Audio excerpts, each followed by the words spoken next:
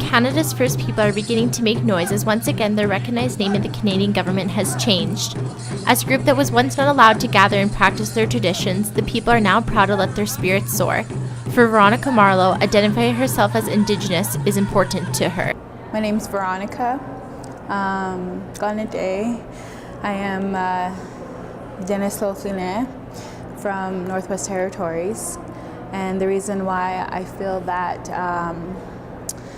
we as Indigenous people should acknowledge our language and the name of our people and where we come is because nation to nation across Canada, we all have our own language, whereas First People of Canada, we have a connection to the land, and with the language and the understanding of who we are can be said based on, knowing what to call ourselves. Name conventions are so important to a person's identity, and with so many different cultures and heritage making up Canada's First People, a broad term acts as an umbrella for the status First Nations, Métis, and Inuit citizens.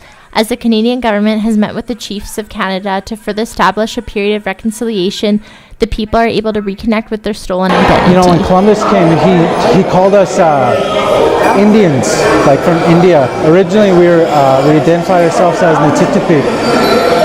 So, what it means to me is having an identity as Blackfoot is owning up to who you are and your culture and living the life that you chose. The fact is that Canada's Indigenous people come from different nations across the country and have very unique identities, and the Federal Ministry of Indigenous and Northern Affairs has changed the name of the department a couple of times. Formerly known as Indian and Northern Affairs Canada, then Aboriginal Affairs and Northern Development, it is time that the people receive proper recognition. We can't generalize the idea that we're just Indigenous or Native or Aboriginal, but we are who we are based on where we come from, and I think that's very important.